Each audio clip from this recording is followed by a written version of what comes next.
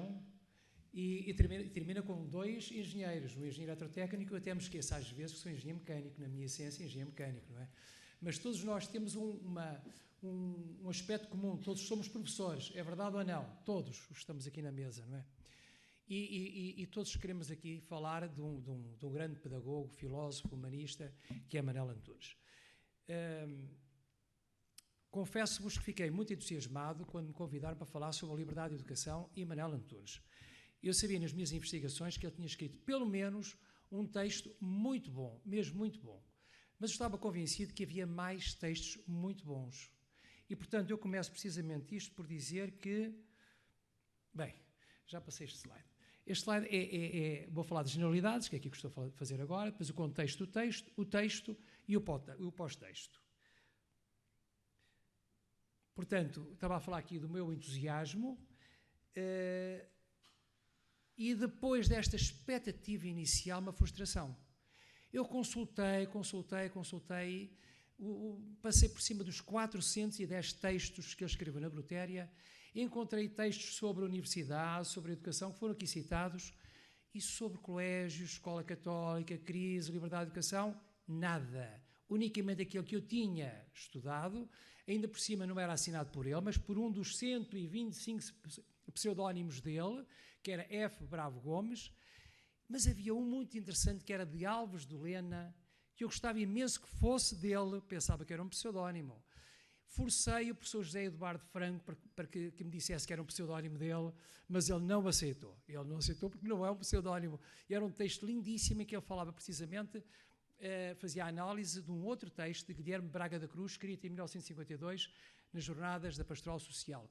Um texto carismático também, e que foi muito, muito falado na Brutéria, mas que infelizmente não foi escrito por Manuel Antunes. Alves de Lena não é pseudónimo Manuel Antunes.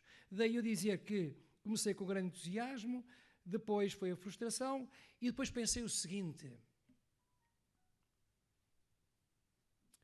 será que o Manuel Antunes, nos 14 anos em que foi diretor da Brutéria, ele não precisou de escrever muito sobre a liberdade de educação, porque ele tinha muita gente que escrevia sobre a liberdade de educação, sobre colégios, sobre as crises que havia, etc., entre os quais António Leite, que escreveu qualquer coisa, escreveu durante 52 anos na revista Brutéria, de 1944 a 1996. Depois, gente que ainda é viva, felizmente, José Carlos Belchior, padre jesuíta, Sousa Franco, que escreveu muito na década de 60, António Lopes, que morreu há relativamente pouco tempo, 10 anos, penso eu, depois Alexandre Frederico Morujão, António Ribeiro dos Santos, Afrás, João Maia e Mário Pinto. Mário Pinto escreveu muito a partir de 1965 até hoje, não é? E já hoje foi citado aqui mais do que uma vez. Portanto, o padre Manuel Antunes usou aqui o princípio da subsidiariedade, isto é, ele unicamente supria e completava, mais nada, não abafava, deixava os outros escrever. E foi assim que eu interpretei o facto de ele escrever unicamente uma vez sobre a liberdade de educação. E porquê é que ele escreveu, neste momento, naquele célebre texto que o professor César das Neves já há bocadinho citou, foi em 1967, aludindo precisamente ao discurso de Galvão Teles em dezembro de 1966. Portanto, e porque terá escrito o artigo na expectativa do Estatuto da Educação Nacional. Porque o documento devia ser muito, mas mesmo muito importante, e realmente era muito importante, este Estatuto. Passamos então agora ao contexto do texto. O professor João César das Neves já contextualizou também um bocadinho isto. Tínhamos o ministro Galvão Teles, que desde 1962 era Ministro da Educação. Estávamos, portanto, em 1966, quando ele escreveu este discurso. Ele sucedia a um outro Ministro da Educação, mas numa área do conhecimento muito oposto. Ele era da área das tecnologias. Leite Pinto, o Ministro anterior, era matemático, engenheiro também, astrofísico, etc. E ele considerava muito, muito que a economia e a educação eram cúmplices. E a tónica dele era a economia. Galvão Teles era um espiritualista. e, portanto, ele tratou de mitigar um pouco os efeitos da economia na educação e da educação na economia e tratou de pôr espiritualidade, até podia dizer mais religiosidade, na educação.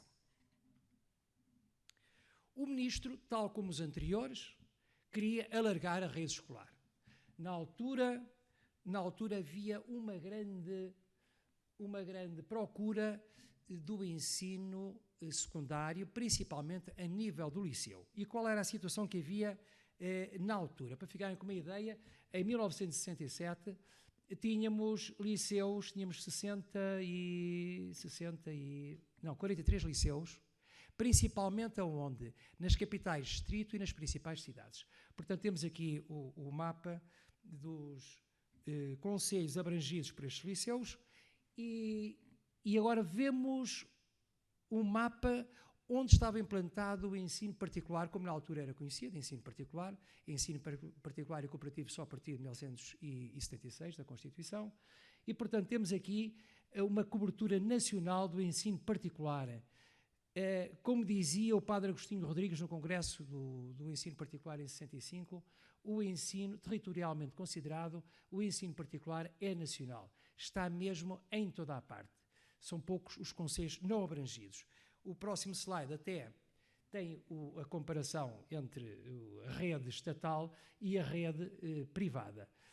Não há dúvida nenhuma, qualquer ministro tinha que alargar esta rede, porque era a rede estatal, porque era muito pobre. O que é que o Galvão Teles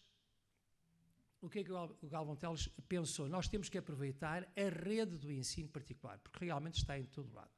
E na mente dele era precisamente isto que ele desejava, contrariamente a Leite Pinto, que mal falou do ensino particular. E quando falava era unicamente assim, de fugida, nunca o tentando fomentar, nem sequer reconhecer o ensino particular.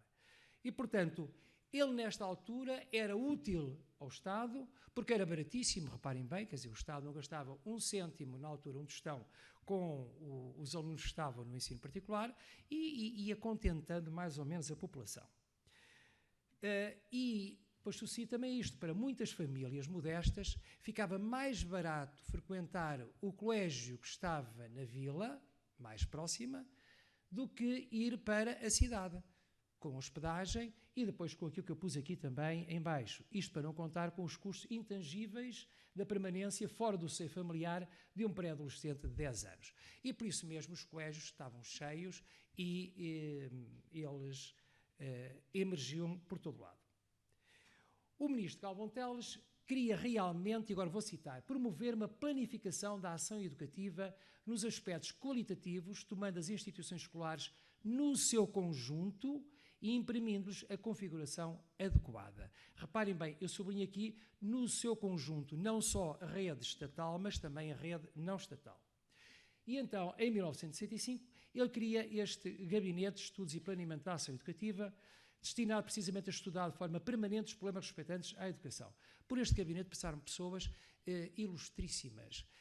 Parte dos ministros da Educação na era no regime democrático passaram por aqui. Fraústo da Silva, por exemplo, Amar da Costa, bem, alguns ministros da Educação, outros não, outros andaram, também tiveram protagonismo político muito grande.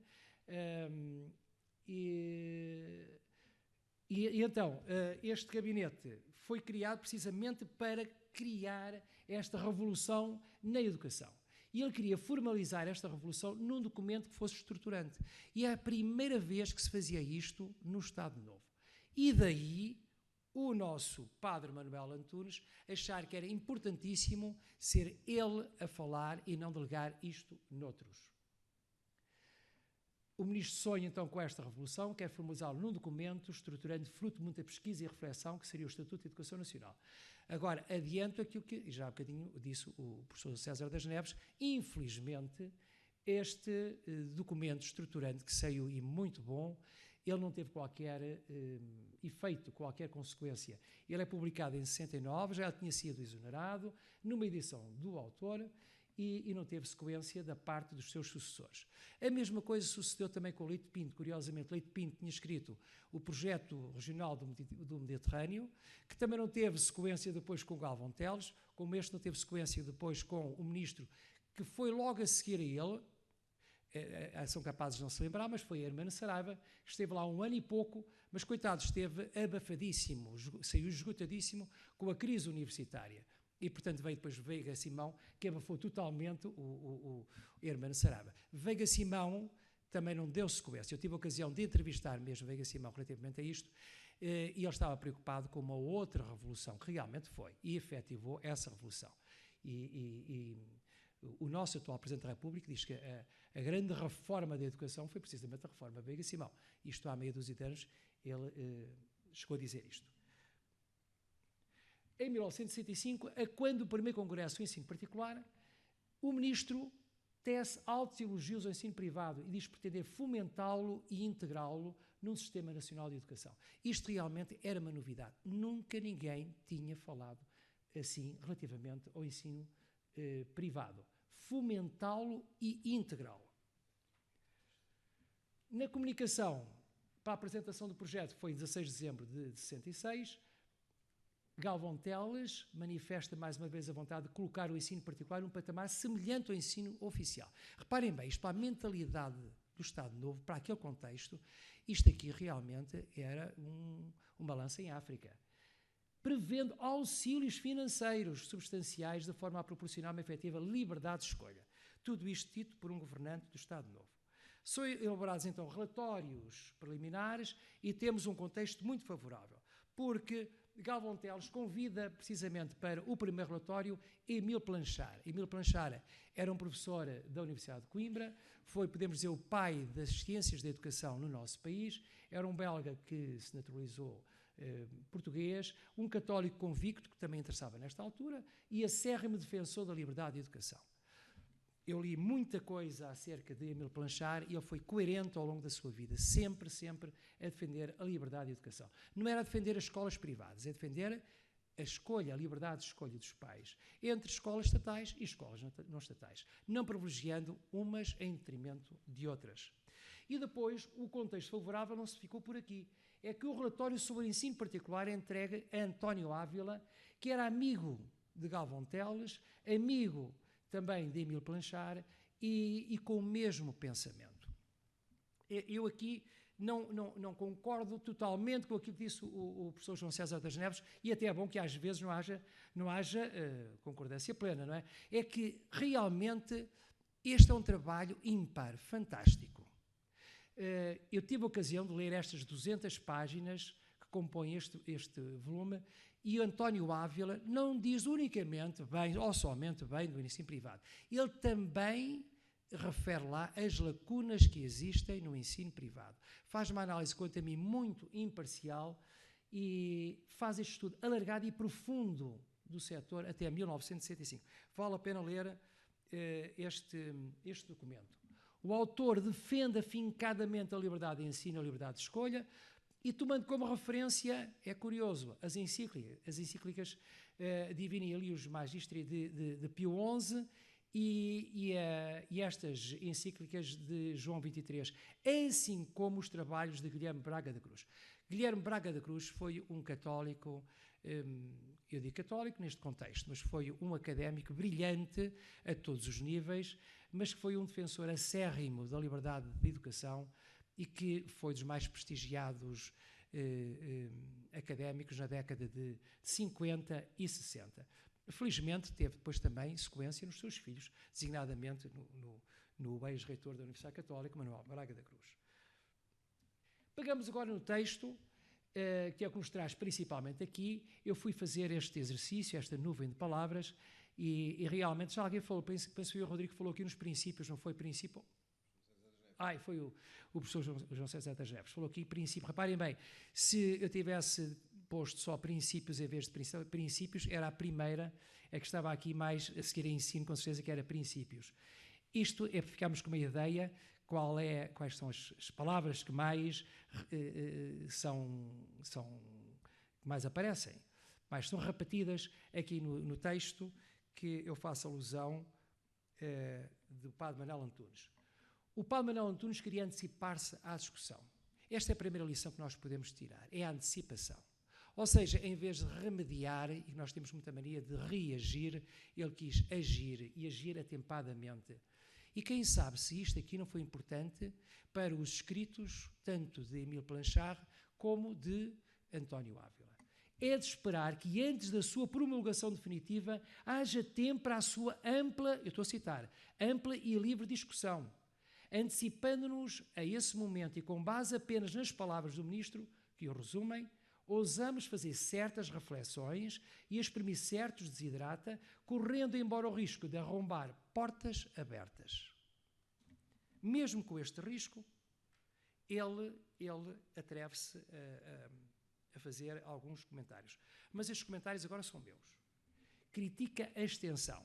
Diz que são 400 artigos. Ele acha que 400 artigos é muita coisa. Sugere que um vasto inquérito sociológico deveria proceder a acompanhar a sua promulgação.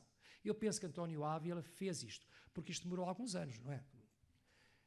Depois, importa que se definam princípios de verdadeiro humanismo. E, por último, nos meus comentários, importa fazer de cada homem uma consciência e uma autêntica liberdade. Aqui aparece a falar em liberdade. Reparem, falar em liberdade em 1967 não era assim muito cómodo. Agora, há algumas citações com sublinhados meus.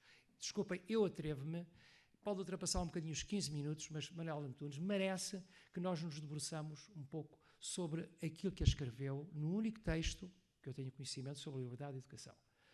Sendo a escola, como disse alguém, um reflexo e um projeto da nação, já João César das Neves, há bocadinho, falou sobre algumas destas coisas. A promulgação de um estatuto como aquele que se anuncia justifica-se. Justifica-se, embora o seu autor, o Estado, não deva ser o único nem sequer o principal docente da nação. Justifica-se graças ao princípio da subsidiariedade. Justifica-se porque só o Estado detém hoje os meios capazes de coordenar os diversos fatores intervenientes no campo vasto e complexo da educação. Reparem bem, não deva ser o único nem sequer o principal docente da nação. Justifica-se porque na sociedade pluralista que é a nossa, sociedade em que várias famílias espirituais coexistem, é necessário assegurar a liberdade mínima de todas e que o que só se consegue pela formulação de um certo terreno comum de entendimento. É preciso também, eu há bocadinho não falei, porque não dá para falar de tudo, mas, por exemplo, Guilherme Braga da Cruz defendia muito que houvesse uma distinção no ensino particular. E na altura tinha cabimento. Ou seja, haver as escolas católicas, portanto o ensino religioso, e depois as escolas, podemos dizer, independentes. E, portanto, e não ser tudo metido no ensino particular, escolas católicas, ou seja, escolas confessionais e não confessionais. Daí falar aqui nas várias famílias espirituais que Manuel Antunes cita. Se bem lemos o discurso ministerial de 16 de dezembro, próximo passado, em virtude do novo estatuto público ou particular, todo o ensino tenderá a ser nacional, com todas as consequências relativas a direitos e deveres daí advenientes. Com razão. É a nação que é criadora, não é o Estado. É a nação que ensina e é ensinada, não o Estado. Uma vez que o Estado não é nem pretende ser totalitário, o agente de ensino não deve ser, como tal, direto representante do Estado. O agente do ensino deve ser, como tal, direto representante da família e da nação. O que acabamos de dizer traduz, à sua maneira, o princípio de pluralismo escolar. Princípio consagrado na Constituição Política que o Estatuto de Educação Nacional retomará para o desenvolver e aplicar. Princípios são, não apenas do ponto de vista dos direitos fundamentais e inalienáveis da pessoa humana, mas ainda do ponto de vista das condições de eficiência do próprio ensino. Uma concorrência não demolidora, a tal emulação, constitui um estímulo saudável para a investigação, a criação de novos métodos pedagógicos e o aperfeiçoamento dos existentes. Havia muitos pedagogos que falavam precisamente nisso. Aliás, como se fala também, é importante que haja alguma concorrência positiva. Falavam na emulação. Os jesuítas gostavam muito de falar neste termo da emulação. Do que fica dito, é lícito deduzir quão delicadas podem ser na prática as relações entre as entidades docentes e o Estado. no interesse real da nação, 2 princípios devem ser salvaguardados: o princípio da liberdade e o princípio da eficácia. Sem liberdade legítima não é possível educar, não é possível criar no domínio do espírito, não é possível investigar. Novamente a liberdade. Pois bem, o legislador não pode perder de vista tais perspectivas, como não pode perder de vista o outro princípio fundamental da legítima liberdade de docência, criação e investigação. Dada a conjuntura atual da explosão escolar, já se falava nessa altura da explosão escolar, que depois Veiga Simão retomou isto até às últimas consequências, torna-se evidente que a regra será de unir esforços, não de separar, de aproveitar o que existe aperfeiçoando, não de suprimir. Porque havia muita gente que na própria Assembleia Nacional falava precisamente nisto. Também havia tendências do monopólio do Estado. Todos não somos demais para continuar Portugal, disse-o há umas dezenas de anos quem tinha então autoridade para o dizer. É preciso ser uma pessoa muito valente para dizer isto mesmo. Não foi um bem a preponderância assumida pelo Estado no campo da educação. Porém, o Estado, como zelador do bem comum temporal, tem interesse para salvaguardar a paz pública e manter a coesão nacional, não só em não violar a liberdade, mais uma vez a liberdade, das consciências, mas em assegurar a colaboração das iniciativas privadas e mesmo de as tratar em plano de igualdade com a escola pública, quando, para tanto, ofereçam análogas condições e mesmo de criar essas condições supostas as garantias. Reparem bem, mesmo que não haja essas condições, o Estado tem a obrigação de criar essas condições para que exista também a iniciativa alternativa do ensino privado. Reparem, eu termino assim a dizer, termino esta parte, só uma pessoa com inteligência e arte poderia dizer tanto em tão poucas linhas. Eu continuo a dizer, eu tenho a certeza que António Ávila, principalmente António Ávila, ele bebeu profundamente, entendeu profundamente aquilo que estes recados de F. Bravo Gomes, ou seja, de Manuel Antunes. O pós-texto. Peço que neste pós-texto gaste um minuto, se fizer favor. Está bem. 51 anos depois, embora Veiga Simão tenha dado sinais deste reconhecimento de algum ensino particular, embora a Constituição da República Portuguesa fale da liberdade de ensino, embora tenhamos depois, no final da década de 70, um quadro legislativo extremamente favorável à liberdade de educação, embora tenhamos aqui um decreto-lei 3590 que define a gratuitidade para toda a escolaridade obrigatória, embora o espírito do 7º Estatuto do Ensino Particular, publicado em 2013, tenha subjacente a expectativa da liberdade de ensino, o certo é que nunca no regime democrático se marginalizou tanto o ensino não estatal como no momento atual. É o que estamos a viver neste momento. O EPC, para os atuais governantes, é para quem o possa pagar. Os pobres terão de esperar. Na esteira do padre Manuel Antunes, quando é que o Estado se convencerá que, como zelador do bem comum temporal, tem interesse para salvaguardar a paz pública e manter a coesão nacional, não só em não violar a liberdade das consciências, mas em assegurar a colaboração das iniciativas privadas e mesmo de as tratar em plano de igualdade com a escola pública, quando, para tanto, ofereçam algumas condições e mesmo de criar essas condições supostas as garantias. Não é simpático, na mesma apresentação, aparecer duas vezes a mesma situação. Eu acho que isto aqui é extremamente atual. Obrigado.